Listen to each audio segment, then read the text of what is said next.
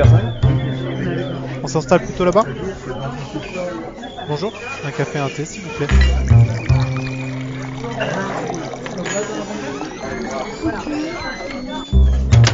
Café ou thé, c'est le temps de la pause. Bonjour et bienvenue sur notre série de podcasts Le temps d'une pause thé au café. Elle met en lumière l'actualité de notre écosystème de partenaires. Découvrez une série d'entretiens avec des experts de l'efficacité organisationnelle et de la digitalisation. SIRH, relations clients, management, solutions paye, conseil, éditeur de logiciels, cloud. Nous recevons aujourd'hui Xavier Maudet, directeur associé en charge de l'activité Workforce Management chez Altea, un cabinet de conseil en management qui regroupe plus de 180 consultants internes disposant d'une triple expertise, méthodologie conseil, solutions SIRH et métier. Bonjour Xavier, merci de nous avoir rejoints. Tout d'abord, thé ou café? Bonjour, plutôt café, parce que le matin, voilà, pour partir d'un bon pied, c'est ce que je préfère. Super, on va sortir un petit café. Du coup, pour commencer, pouvez-vous nous présenter un peu Altea et plus particulièrement votre activité qui est plus ancrée autour de l'optimisation du workforce management et des process opérationnels? Donc Altea est effectivement un groupe de conseil en management, donc de 180 consultants et avec un chiffre d'affaires de 21 millions d'euros à peu près. Aujourd'hui, nous travaillons sur la RH, les ressources humaines, la gestion du workforce management dont je suis en charge et aussi une activité transverse très importante, tout ce qui est la culture du changement. Et depuis tout le temps, Altea a toujours été convaincu d'avoir une activité dédiée, une business line dédiée à ce sujet. Donc avec une équipe aujourd'hui d'une vingtaine de consultants, tous des professionnels de ces sujets, pour accompagner les clients sur des cahiers des charges, des schémas directeurs, des études d'opportunité et aussi sur l'accompagnement post-production. Parce qu'on sait bien qu'une solution, il y a le temps de la construction qui est en général court et puis il y a le temps d'utilisation, ce qu'on appelle le run, qui est lui sur plusieurs années. À ce titre, on a une particularité aussi, c'est que on ne fait pas que la gestion des temps. Nous, la planification est un sujet important. Voilà, c'est des sujets sur lesquels nous sommes assez spécialisés et que nous accompagnons nos clients pour les aider à tirer le meilleur parti des solutions qu'ils ont. Juste avant, nous parlions donc du continuum de service, donc cette phase run qui vient ensuite et qui ajoute vraiment une valeur ajoutée au projet dans le suivi. C'est un plus valorisé par les entreprises que vous accompagnez, j'imagine? Tout à fait. Alors effectivement, dans ces phases-là, on a plusieurs étapes. La première, c'est vraiment l'étape amont de préparation, je veux dire, budgétaire du projet. En fait, un projet de gestion des temps et planification commence bien plus tôt qu'avant qu'un éditeur soit présent.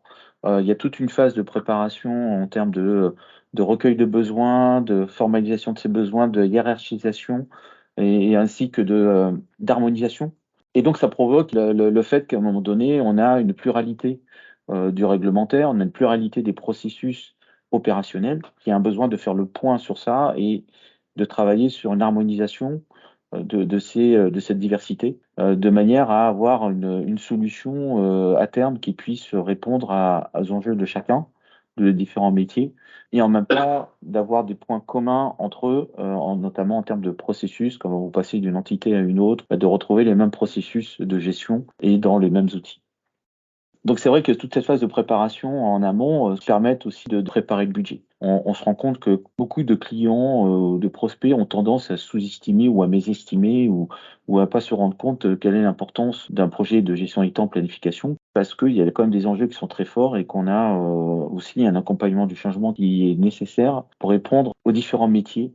L'accompagnement au changement du collaborateur, du manager, des gestionnaires, mais aussi des dirigeants. Et ça commence surtout par eux. Ensuite, on a toute la phase d'accompagnement sur le projet où là, on va accompagner nos clients sur la mise en œuvre des solutions.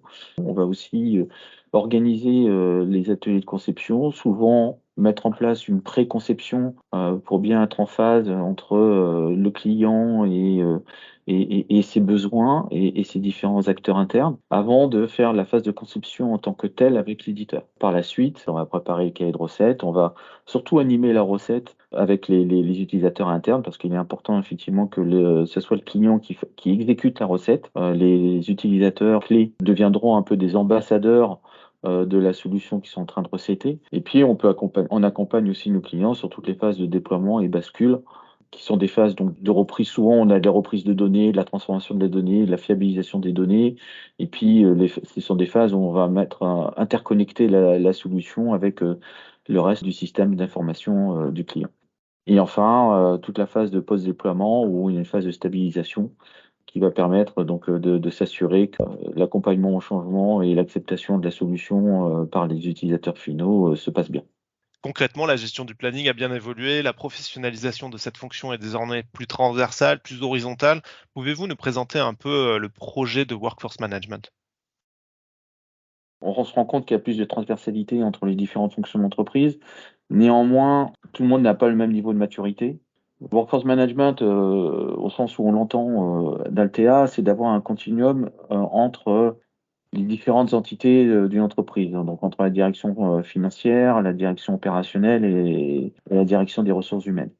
Aujourd'hui, ce que l'on adresse dans le processus, notamment de planification au sens global de l'entreprise, on sait bien qu'il y a une partie budgétisation qui sont initialisées par le contrôle de gestion. Donc, pour un magasin, voilà le chiffre d'affaires que tu dois faire dans l'année et puis comment ça se décline mois par mois. Avant de passer donc ces éléments-là aux sales, enfin aux directions des opérations, qui va donc affiner ses prévisions budgétaires. Donc, il va y avoir un échange entre la direction financière et la direction opérationnelle et donc de dimensionner bien les objectifs entre ce qui est prévu et un peu la réalité de terrain. Et après, ça va se transformer ça en heures de besoin où là, par rapport à mes besoins, qui je vais mettre en face en tenant compte des différentes contraintes opérationnelles, RH, d'entreprise, souhaits de collaborateurs, etc., etc. Et donc là, c'est le rôle du planificateur opérationnel à ce niveau-là. Une fois qu'on a planifié, il va y avoir ce qui va se passer, donc le réaliser, qui va mettre à jour mon planning et puis que je vais renvoyer éventuellement au contrôle de gestion pour qu'ils prennent ça en compte dans leurs résultats et éventuellement réactualiser peut-être le budget, en tout cas suivre le budget entre prévisionnel et réalisé. Donc en fait, on a un cercle entre les différentes directions. On travaille aussi sur la partie opérationnelle pour aider les managers opérationnels à prendre en compte ce dimensionnement et ces objectifs. Donc, soit à travers d'outils qu'on appelle les APS, Advancing Planification System, ou bien des outils du Workforce Management tels que TimeSquare, qui en font partie. Donc après, c'est évidemment deux approches. Et puis évidemment, on travaille avec la direction des ressources humaines pour aider à dimensionner les ressources et les compétences des ressources qui sont nécessaires pour répondre aux enjeux des opérations et de la direction financière et donc de l'entreprise au global. Et l'outil s'insère donc dans une suite de solutions et d'outils intégrés. Quels outils sélectionner, comment les connecter? Et la question qui s'y rattache, best of breed ou tout intégré? Quel est votre avis là-dessus?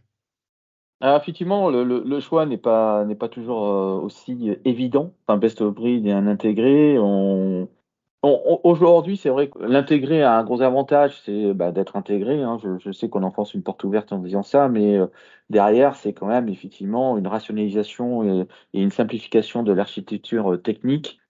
Évidemment, à contrario, parfois sur les intégrés, dans certaines fonctionnalités, ils vont peut-être beaucoup moins loin que des best of breed, hein, qu'on appelle en tout cas des spécialistes là-dessus. L'avantage des spécialistes est vraiment d'avoir des fonctionnalités qui collent vraiment aux besoins des métiers. Aujourd'hui, c'est vrai que quand je reprends le process cyclique de budgétisation planification, on va rencontrer différents outils.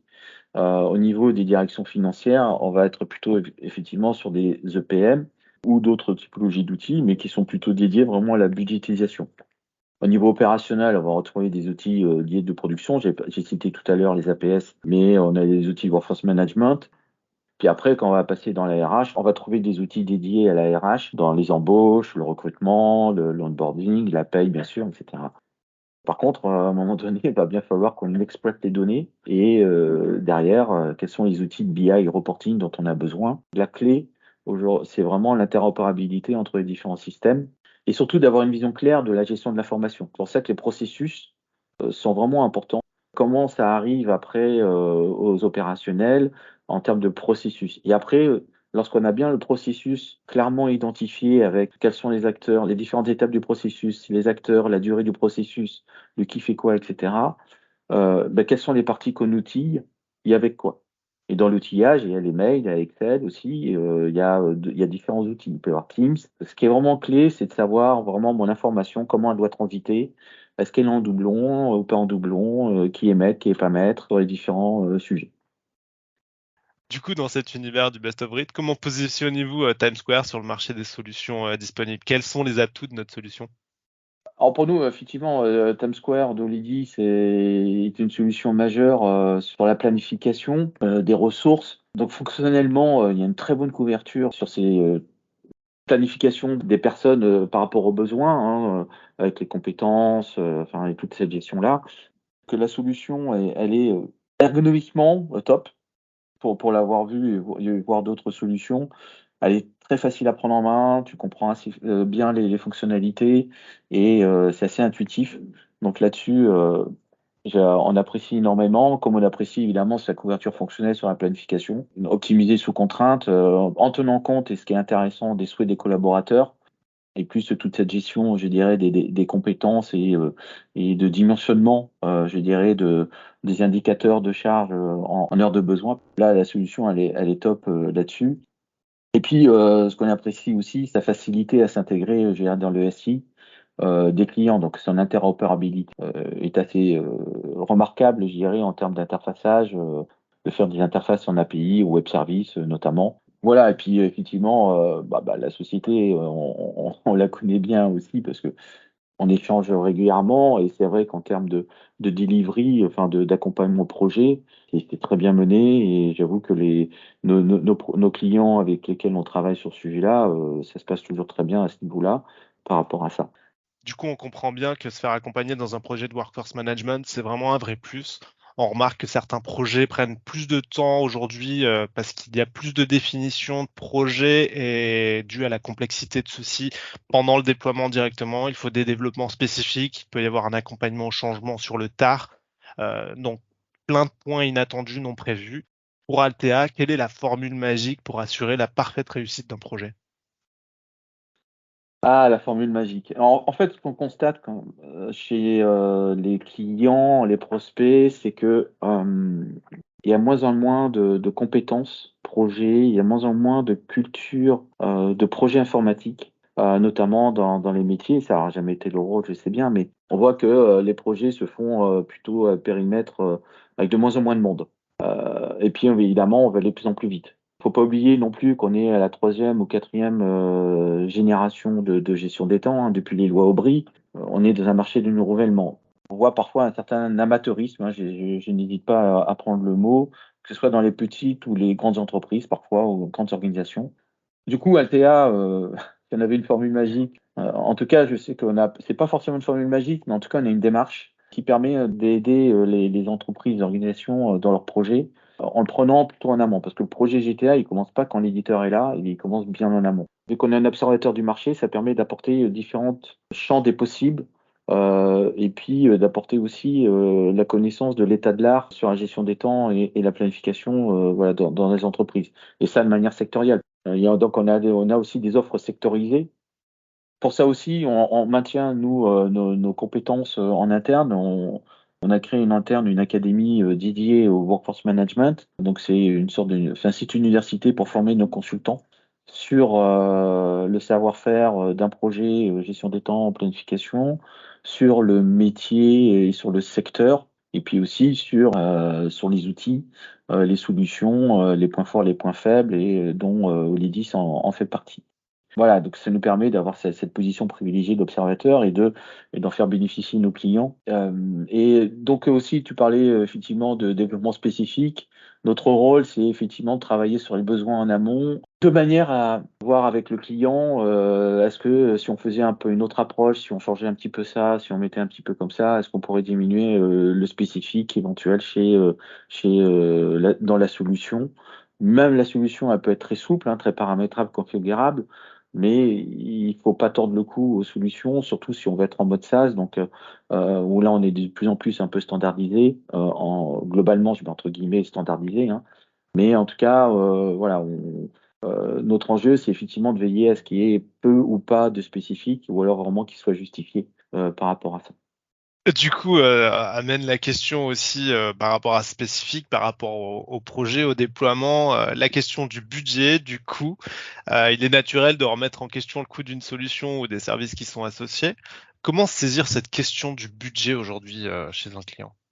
Il y a très peu de données sur Internet ou autres sur ce sujet, hein. Moi, j'ai 2 articles que j'avais écrits sur ce point-là. Vous pouvez consulter sur le site Altea. On ne se rend pas compte qu'un projet de gestion des temps en planification peut être plus cher, plus important qu'un projet de paye, par exemple. Euh, et c'est vrai que quand on voit tous les enjeux qu'a un projet de gestion des temps en planification, quand on voit toutes les personnes que ça touche, euh, les enjeux sont très forts. Et si on faisait vraiment le coût du bénéfice versus l'investissement, aujourd'hui, un projet de gestion des temps, c'est pas cher par rapport à toute la valeur que ça apporte. Hein, on a des enjeux réglementaires, hein, par rapport à tout ce qui est les infractions au droit du travail, parce que ça permet de centraliser, en tout cas de bien anticiper ça. Il y a tous les enjeux d'efficacité opérationnelle entre la direction financière, la direction opérationnelle et les RH. Et puis, il y a aussi tous les enjeux du climat social.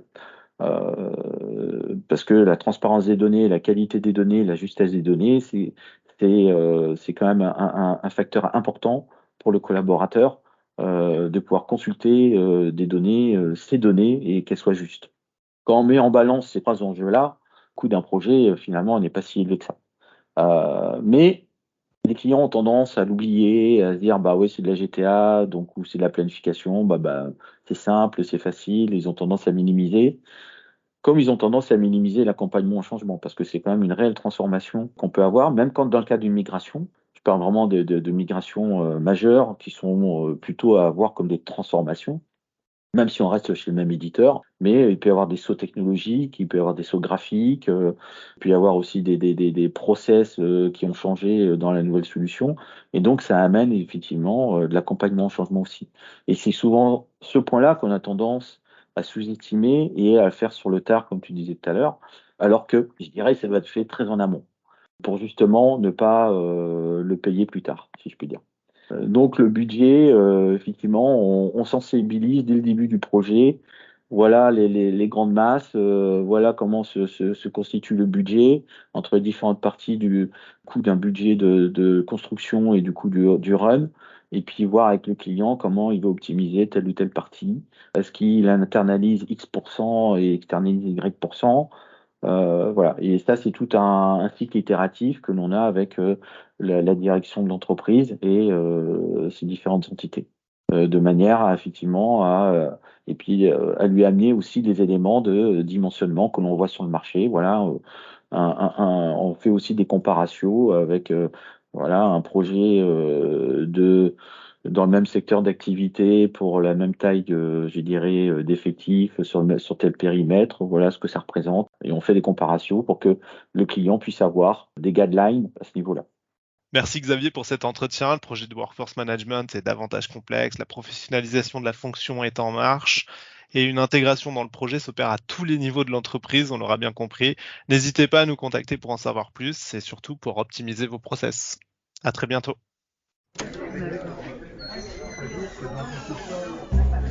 Je prendrais bien un thé.